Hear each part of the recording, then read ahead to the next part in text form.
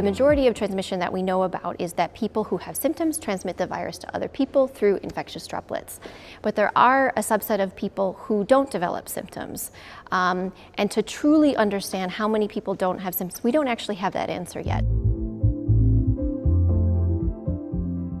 So when we say asymptomatic, we mean somebody that does not have symptoms and does not go on to develop symptoms. Truly no symptoms. We know a number of them who are reported as asymptomatic actually may have mild disease. They may go on to develop symptoms. They may not quite register that I'm sick. I just feel a little bit unwell.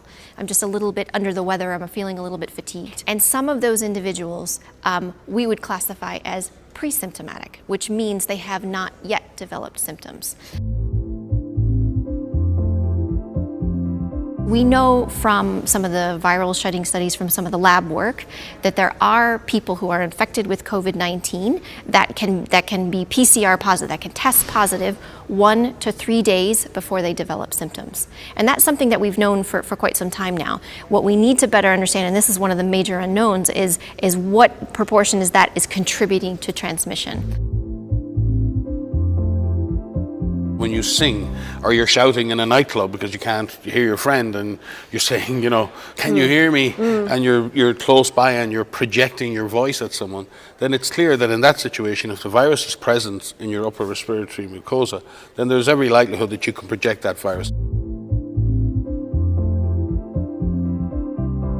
The last couple of days have been the highest number of daily cases in the world. So in terms of pandemic generation, we are still very much on the upward climb on this mountain. But what some countries have shown, many countries have shown, is if you go at this in a very systematic way, and you use a comprehensive approach, that there is enough stoppability in the virus. We've seen that with the physical measures, social distancing, we've seen it with surveillance. And we have some choices to make as a society, because it is clear, if we can identify cases and their contacts, and we ask those contacts to quarantine themselves, and we support them in that quarantine, that can be a very successful way of both stopping the disease and avoiding large-scale lockdowns in future.